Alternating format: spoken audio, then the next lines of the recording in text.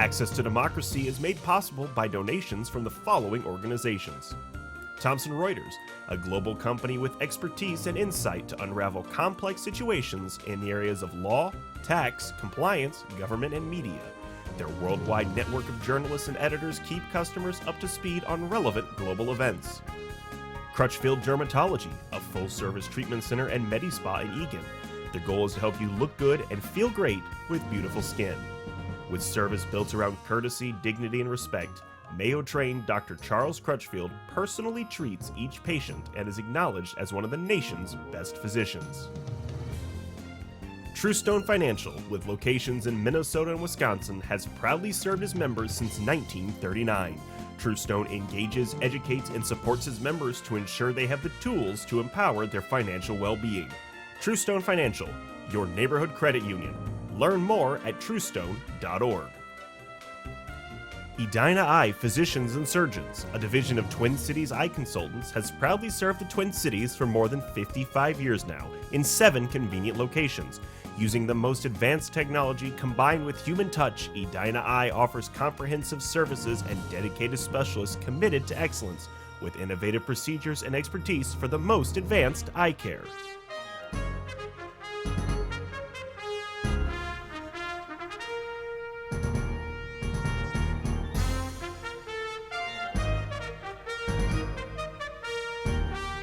And welcome to Access to Democracy.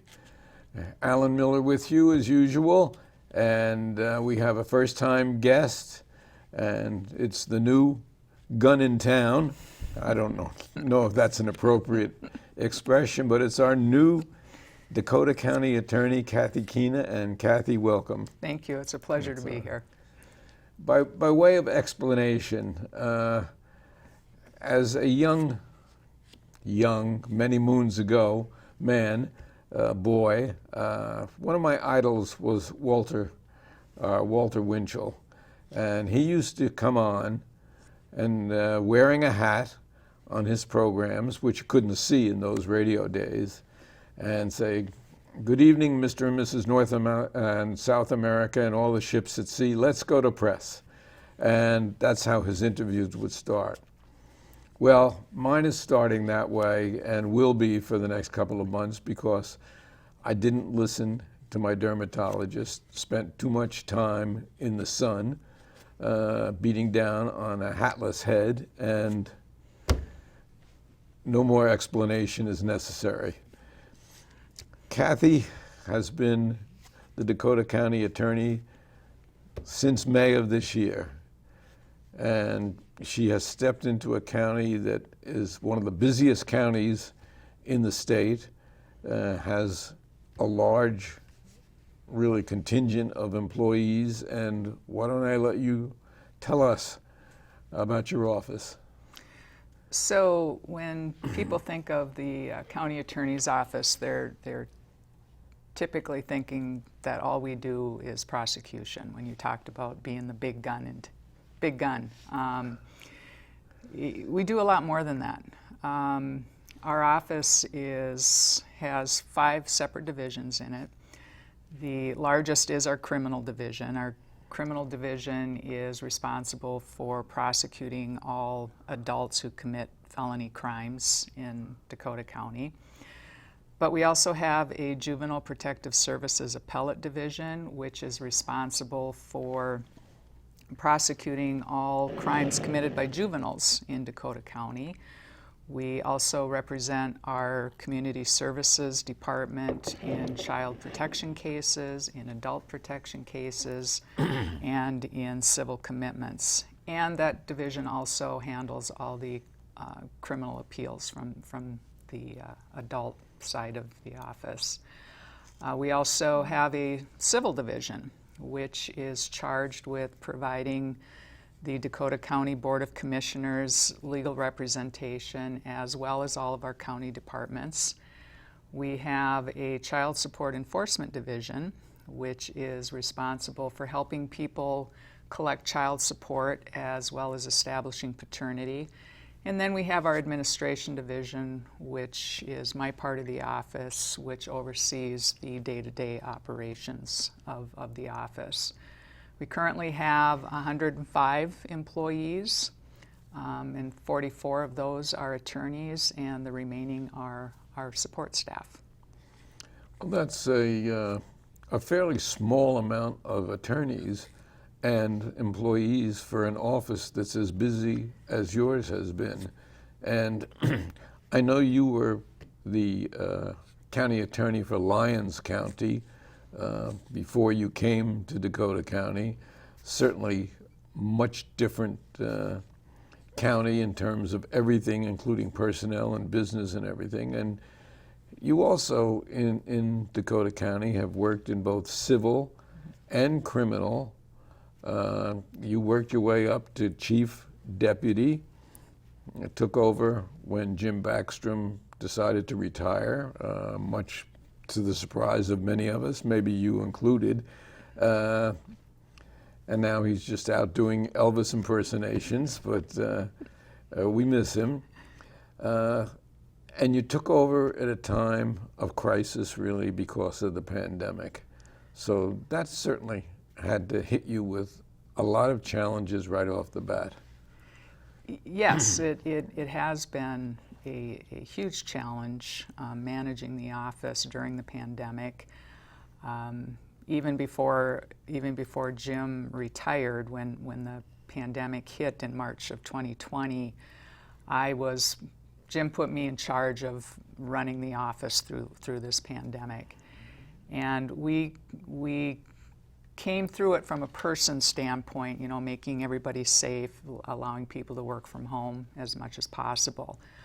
But what we are now faced with because of the pandemic is a huge criminal case backlog. Yeah, I understand you really took a hit in that regard. I mean, people are guaranteed a speedy trial, but when the courts are shut down, people are working from home, municipal offices are shut down, you can't guarantee a, quote, speedy trial within 60 days. It's just not realistic, it's not possible. No, it wasn't, and just to kind of give you an idea of what created this backlog now is because we couldn't do jury trials. So from March of 2020 until July 1st of 2021, during that time frame there were only 7 months that we could conduct any jury trials. And even early on when we could start doing jury trials again, we only had one courtroom that was COVID compliant. And so the jurors couldn't sit in the jury box. We had them sitting back in the gallery. We were live streaming the proceedings into another courtroom so that if any members of the public wanted to be present, they were in a different courtroom. In March of 2021, we finally got a second COVID compliant courtroom. But when you're talking as many cases as you're trying to get through in Dakota County, that's just not doable. When you say COVID compliant, that means the jurors had to be separated? Correct. So everybody had to be socially distanced, including the jurors, including the participants who were presenting the case and defending the defendant. And even July 6th of 2021 was the first time that the courts opened up fully. But even with that, what we're finding even today is that we're trying to get all these jury trials through, but we're running out of judicial resources. So we may have a week where there's 4 or 5 jury trials that are supposed to be going to trial, but we don't have enough judges to cover those because they're busy with other calendars. And in some cases, we run out of jurors. We bring jurors in, we don't have enough for all the trials. It's the same thing that the entire economy is going through, but somehow or other in the justice system, it hits home and it hits harder. And how many normally courtrooms are available for criminal trials? It generally with the number of judges that are available, I would say 4 on average. But again, it's A lot of times we don't have enough jurors. Even if we have enough judges, then we don't have enough jurors. You know, and the other thing I would mention about this backlog, and this is what hits home for me, is that our Judicial Council, which is the Chief Justice of the Minnesota Supreme Court, and all the chief judges of the 10 judicial districts make up this Judicial Council. They met and have set a goal to try to address this backlog. They want us to do 20% of those backlog cases every quarter. And even if we're able to meet that goal, right now they're saying it will take at least until July of 2023 to work through that backlog. And it's very unfortunate in terms of speedy trial provisions, but they have gone out the window. I do know that certain cases take priority, and certain murder cases have taken priority also. And I guess that's the way it works right down the line in terms of deciding which goes forward. Yes, that's true. And, you know, typically with our murder cases, most defendants don't demand speedy trials because there's just so much evidence to get through, and those take longer to work through the criminal justice system anyway. But I will say our courts have done, I think, as well as they can to honor people's rights to a speedy trial if they actually make that demand. They do get priority. So we don't like to think that there are murders going on in Dakota County, and certainly statistically we're way down the list, fortunately, but there are murders in Dakota County, and they do have to be tried, and they do have to be prosecuted, and that falls directly to you. Yep. Well, and when you bring up murder cases, one of the backlog has, the cases haven't stopped coming into the office. We don't stop getting new cases. And the prosecutors in our office, we have 16 what I call line prosecutors. 3 of those do drug prosecutions. The other 13 do all the other felony level crimes. So it can be from theft up to a murder case. So we have goals. You know, pre-COVID we had goals where we want to try to keep them to a certain number of cases so they're not overwhelmed and they can do a good job on the cases they have.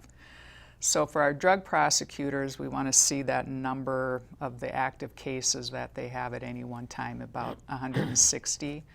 And right now they're averaging about 260 active cases. Our other general prosecutors, we want to see them at about 125, and right now they're at about 213 active cases on average. What's exacerbated that is our current caseload of homicides that we have. Typically, we don't have that many homicides in Dakota County, but right now we have 12 active homicide cases. Like everything else during the pandemic, homicides have gone up, not only here, but not only in Minneapolis, but all over the country. Correct. People really have much shorter fuses, apparently, and being together sometimes does not necessarily lend itself to a peaceful existence. Correct, and 12 of those active homicide cases are domestic abuse related. Which backs up just what I just said. Now, you say that you really do the administration but I happen to know that there was a Kathy Keena from Dakota County who argued a case in front of the U.S. Supreme Court not too long ago. Now, that couldn't possibly be you, could it? That would be me. One of the most exciting, terrifying experiences of my life. Yeah, I was actually the criminal division head at the time that I argued that case. That was back in April of 2016. and the case was defending the constitutionality of Minnesota's refusal statute, DWI refusal statute. So it was a Fourth Amendment issue, and I was successful in that trip to the Supreme Court. Well, congratulations Thank to you and for the county. Yes, thank you. But I did want to mention that because it's not that many lawyers who get to go before the Supreme Court. There's not. You know, you think about it in terms of percentages, and each year the U.S. Supreme Court gets approximately 9,000 petitions for review. So people that want this U.S. Supreme Court to hear their case. And out of that 9,000, there's only 90, usually 90 cases that get accepted for review by that court. So, you know, 1%.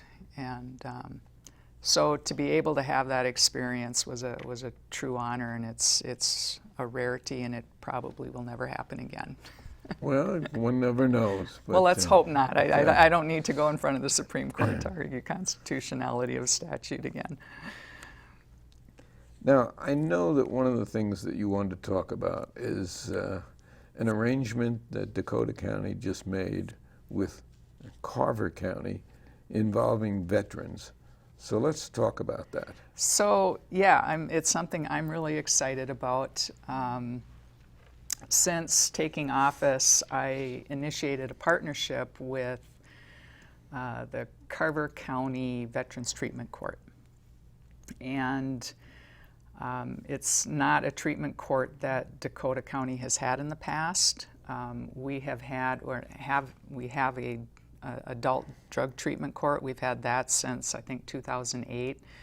We have a juvenile drug treatment court. We're the only one in the state that has that.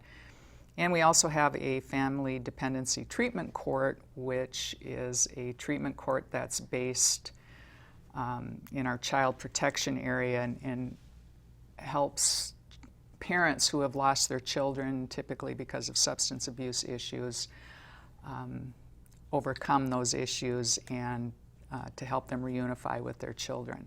But one of the things that we have ignored as a society is veterans, particularly with PTSD. Yep. It doesn't have to be drug related. It can just be the pressure of the battlefield and just the service itself. And they have gone untreated. The suicide rate has been astronomical among these veterans.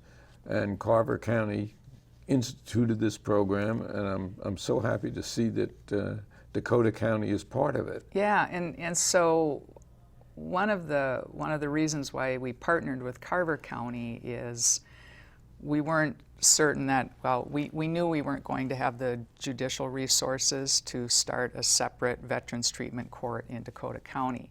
And likewise, Carver County could use more people, more veterans in their treatment court. So I thought an efficient way to do that was to initiate a combined court with Carver County. We just recently received approval from the state level treatment court committee that oversees that, and we began taking Dakota County veterans into that court on November 1st. So now it's going to be known as the Carver Dakota Veterans Treatment Court. But certainly very necessary, and congratulations for having the foresight to really step forward and initiate it. Yeah, and well, I had my father was a veteran and my father-in-law was a veteran, and they've, you know, veterans have always had a special place in my heart, and I'm just excited that we've been able to do this. And with that, having this form right here, anybody who would be interested, one of the components of the Veterans Treatment Court is a mentor program. And so the goal of the Veteran Mentor Program is for a veteran to provide support and encouragement to the veteran court participant. and to help assist them getting, reacclimated to civilian life, and to provide one-on-one peer monitoring. And so what we're looking for is if there's any Dakota County residents who are current or prior service member who have been dishonorably discharged, that they can serve as a mentor. And Dishonorably discharged? honorably, did I Honorably. say? Honorably. Honorably. I did say. It's the second time I've done that in a presentation. No, honorably discharged. The requirements is they'd have to complete a mentoring program and be willing to commit for at least a year to mentoring the veteran participant. So this is sort of a shout out Yep. for help Yep. for other veterans who were perhaps not as fortunate as you were. Correct. And if anybody watching is interested, they can contact the Dakota County Attorney's Office and we will point you in the right direction. Yep, they can either contact my office or they can contact the Dakota County Veterans Service Office. Now, time seems to fly by during these interviews. There's so many things I want to talk about, but we have a lot of the police chiefs who come in here and are good enough to interview with us, and the sheriffs and Sheriff Leslie, who's been in here quite a bit, and they are mostly concerned, as we have talked, with the possibility that the Supreme Court may upend the Second Amendment and give everybody the right to carry. I personally agree with that. Does that affect your office in any way? It won't directly affect our office unless people start shooting each other. Well, that's what happens, Yeah. as we have seen in other states. And yes, as we're currently seeing some trials play out right now, it is concerning to me from an overall public safety perspective. I mean, I understand people wanting to feel safe, but sometimes if people who are caring out in public may get themselves into a situation. We've seen it with road rage, Yep. where somebody who is licensed to carry has a fender bender.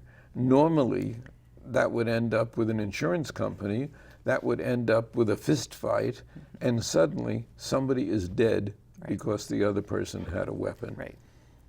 Yeah. Now, if two of them have weapons, it can be even worse. So that one wonders where that's going to go. It terrifies me some days. Now, bail has been another consideration, particularly during the COVID crisis. Inability of people to come up with bail, letting people really go without bail in minor cases. One of your fellow county attorneys in another county had a kind of radical provision in that regard. Where do you sit on bail and people with their ability to pay it? With right now under Minnesota law, people are only supposed to be held on bail for two reasons. One, there's a significant, that they pose a significant threat to public safety, or there's a significant risk that they're not going to reappear for court. And so in my office, that's what we argue. Do they meet either one of those criteria? And that's what the court has to look at. And so when COVID was a good lesson for everybody on bail and holding people in jail, that there's other ways for low-level crimes where people could be released on electronic home monitoring or be monitored under, we have a pretrial release program where they're monitored by probation agents. So there are alternatives, and when COVID hit, we went through our in custody, people that were in custody, to look. Discovering new ways Yeah. to accommodate people who will show up in court and who don't have to be bailed. Right. And I truly believe in that. And even before COVID, that was our practice. And right now, what I do is I get the list. I get a list from the jail that tells me who's being held on our cases and for how many days they've been held. And so I make a point of going through to see, okay, why is this person being held for so long? Why is their case taking so long? Should we be looking at considering different conditions of release which may allow the person out? What I'm finding is that the people that we have requested bail on, I think we're doing a good job, that they're all for very serious crimes. Now, I know of some cases where your office requested bail, and for instance, I just saw someone who killed someone with a car, really homicide with a car, who had 8 convictions for drunk driving. Now, I understand that the office involved requested bail there and the judge chose not to honor it. Is somebody dead? Why is somebody who has 8 drunk driving convictions not in jail? So I'm not sure that this is the same case that I'm thinking of. May not be.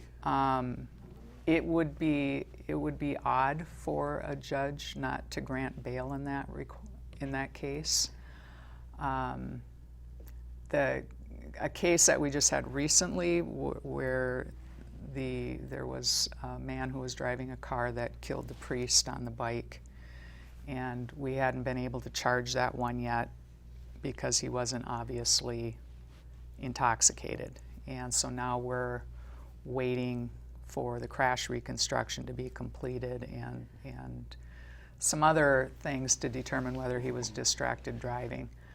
So I don't know if that's the case you might be thinking of. Oh, it wasn't in that particular one, Okay. but not only that case, but so many other cases and so many other areas of the law that I'd like to discuss with you. And we have just about used up our time. So in the half minute that we have left, is there any brief final thought? And we're obviously going to have to continue this and have you back in the future to talk about these other areas. We've been talking with Kathy Keena, the Dakota County attorney, and any final quick thought as we check out? You know, the only thing I would say is that it's an honor and a privilege to be the Dakota County attorney and to serve the citizens of this wonderful county. Kathy Keena, thank you so much. Thank you.